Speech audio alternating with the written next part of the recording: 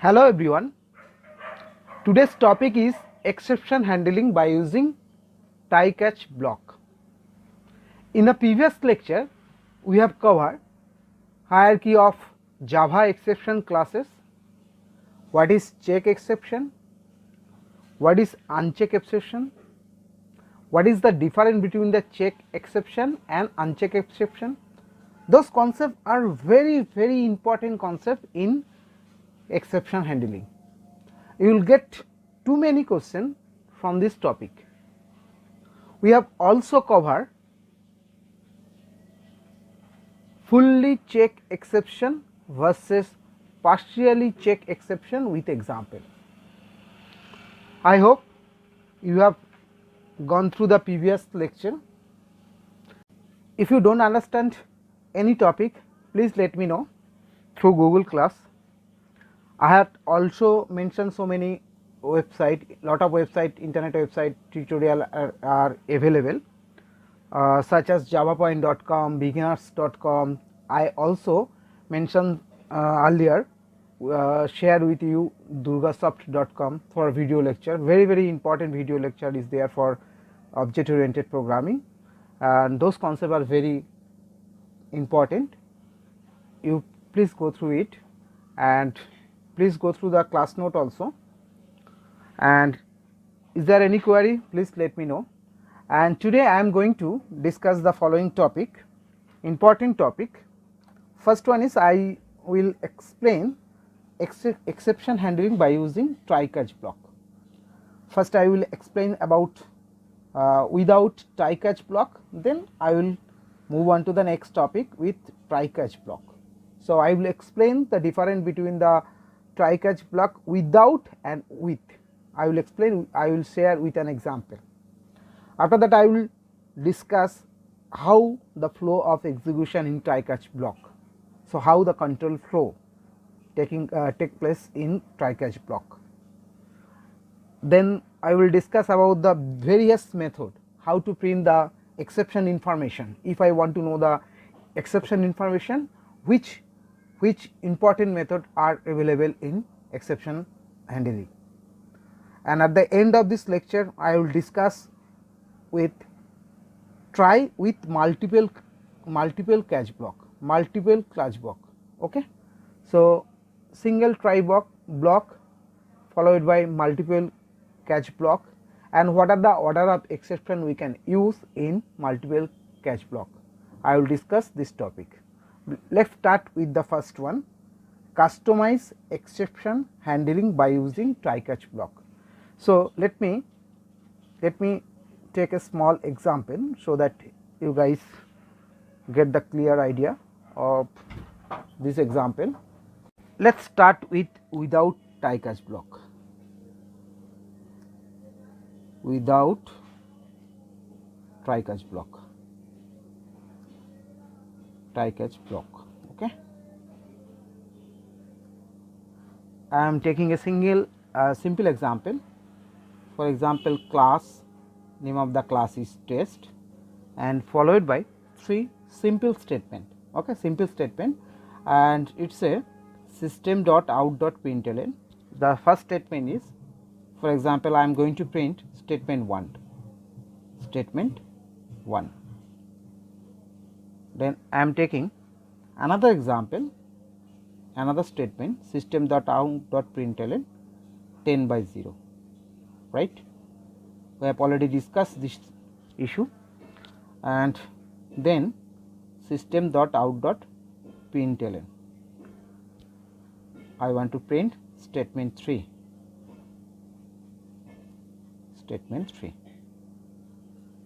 So this class must be written within a public static void main. String args, as you know.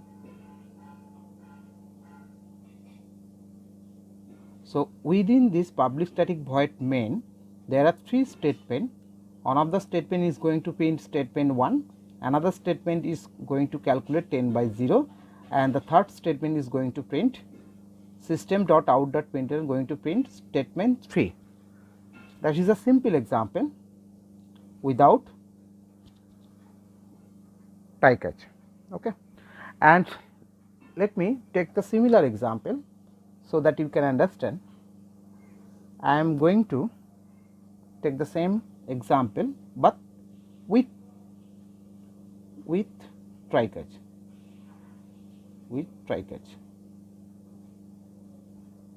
So, I am taking the same example, class test, then public static void main, within main string up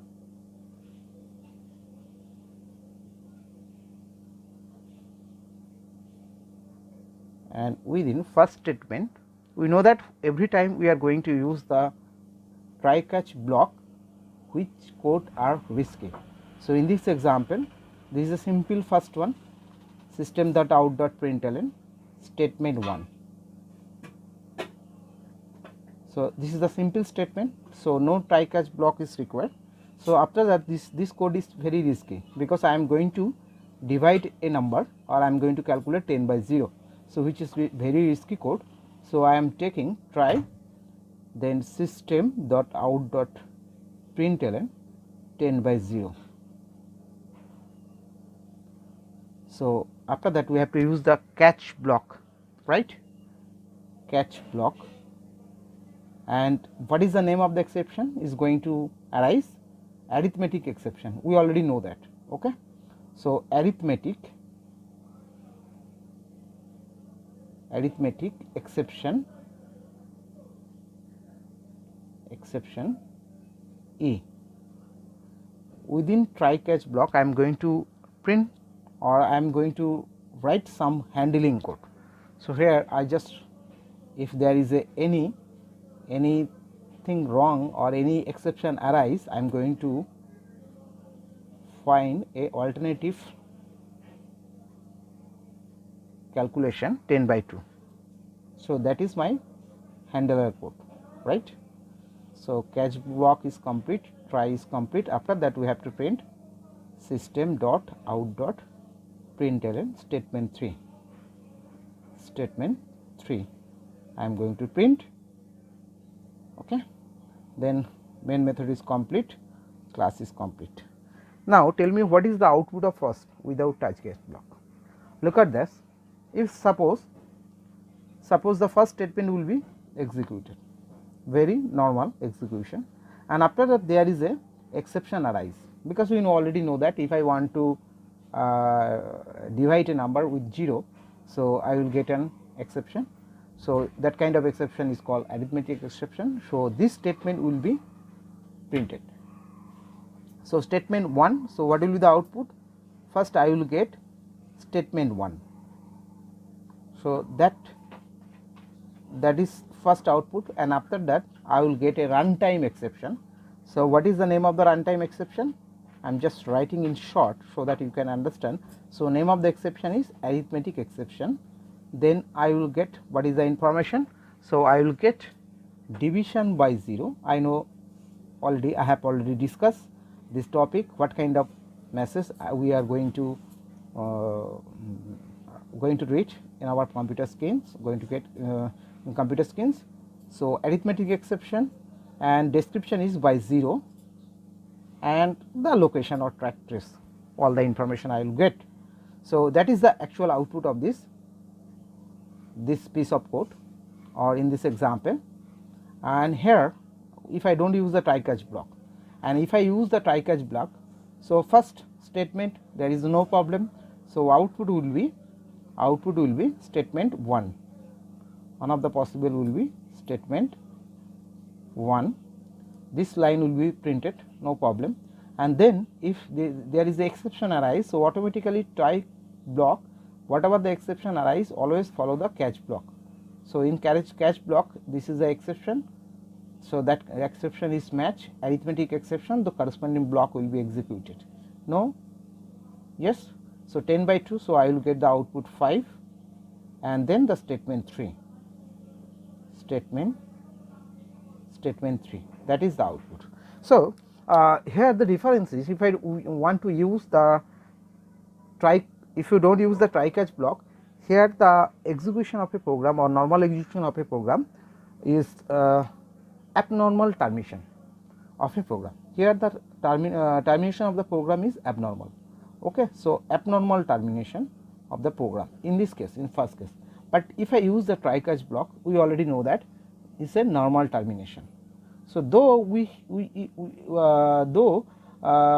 there is an exception, but that exception can be handled within the catch block, corresponding catch block. So we due to exception we cannot terminate the program with the piece of code. Okay. So here in this second case the termination is normal termination, right. So let me take some small code with this respect so that you can understand how the try catch block execute. Okay. Up to this point in class, I hope you clear your all confusion. Okay. So let us consider some fact about the try catch block. For example, suppose I am just writing a piece of code to understand try catch block. Within try catch we have a 3 statement. So as I have already seen in the previous example, so statement 1 and statement 2. So within we have a statement, for example 3. So we have a try block and then we have a catch block.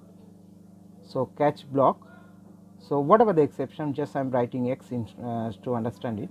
So exception, that then statement 4,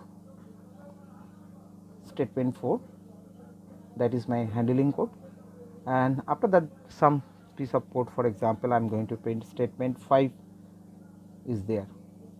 Now I want to know what are the case may be arise. So first case, if it is case 1, I am considering the case 1, suppose this there is no exception within this try block, so corresponding catch block will be not executed. So I will get 1, 2, 3. So 1, 2, 3 and then 5, right. So first case I will get the output if there is no exception, it may be one of the case.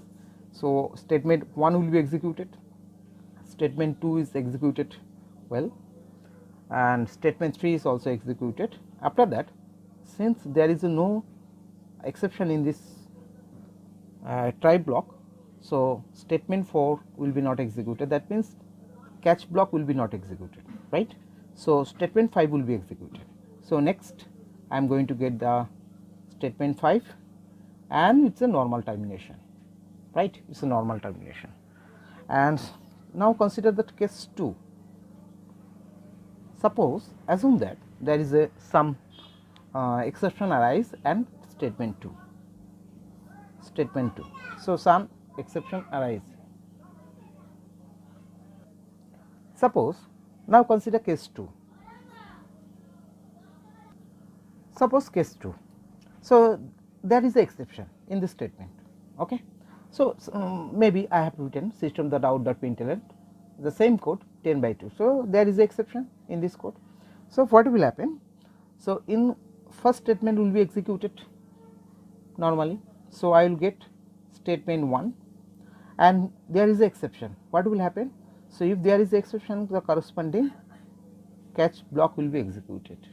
I am considering this in this example, I am considering that whatever the exception arise, that exception match in the catch block. So that means this block, catch block will be executed, right. So I will get statement 1 will be executed, then statement 4 will be executed, then statement 5 will be executed, because so we have completed the try and catch also, then statement 5 will be executed. So in this case this is also a normal termination, though exception arise, but since I have handled it carefully, so it is a normal termination. Now consider case 3.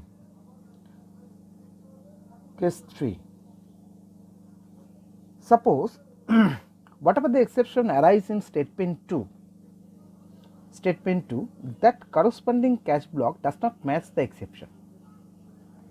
Suppose here is a arithmetic exception, but I have written within the catch block to quote this exception null pointed exception. So what will say the catch block that I cannot handle this type of exception. So what will happen? The statement 4 will be not executed. So in this case I will get the statement 1, statement 2 is not executed, then statement 4 also not executed, because what will happen? Because this block is not handle the corresponding exception. So that's why here I will get an error, runtime error. Okay. So then it means that this is a abnormal termination of program. So 1 will be printed, then abnormal termination. So means statement 5 will not be executed, right? So the statement 5 is not executed. This is case 3. Now consider case 4.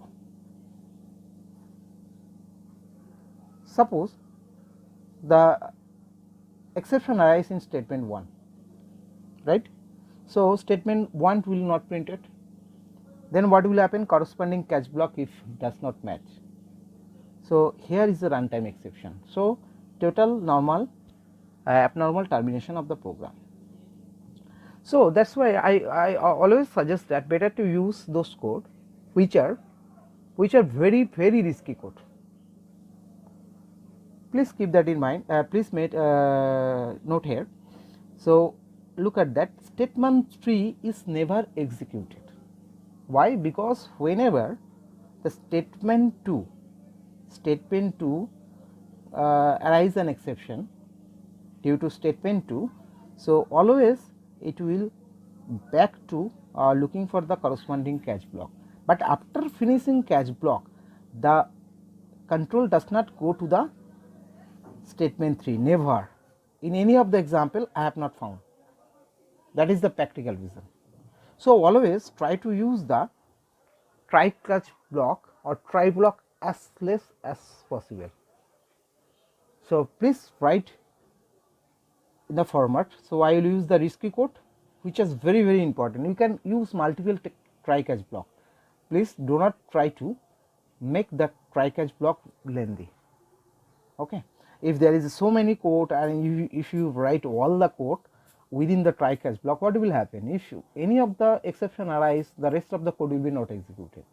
So always try to write the risky code and small piece of code within the try catch. Okay. And within the try catch, always try to give the exception, which is match. We cannot write exception E for example, and here is a handling code. So that means alternative code to normal execution of a program. So any exception is arise in this try block, so that will be handled in catch block. So that is the better way so to write a good program. In this lecture I have just covered how to handle the customized exception by using try catch. What will happen if I use without try catch block, and where we can use the try catch block. And in this case we have also seen that we have already discussed several cases may be possible, but when we declare a try block, we always try to keep the try block as small as possible, because we have to always keep the code which are very risky code. Unless or until it is necessary, we do not want to make the try block is large, because in this example you have also seen that if I want to make the try block is several line of code, if anywhere the exception is arise, the remaining code within the try block will be not executed. So it is not a good practice to do the try catch in such a way. So always keep in mind that we write the catch block only the risky code, and we will keep the catch block with the handling code, so that the normal flow of execution of a program will continue. In next lecture, I will discuss about the various methods which are very important if you want to know the information regarding the exception. So, what are the various methods are available? For example, I am going to discuss about the print stack trace method, and which is very useful to get the all information regarding the exception name, exception description, and also the location, that means stack trace. And we also use alternative way, we can also use the get message method, we also use toString method. So, if I use the toString method, I will also just simply get the name of the exception and the description only. So, why the exception is happening. So, in the next example, I am going to discuss various methods regarding this print exception information, and I also discuss different combination of try catch block with a single try block, multiple catch block, what are the combination is possible, and when we discuss when we use the try with multiple catch block, what will be the exception hierarchy within this catch block, we will discuss in the next lecture. Thank you.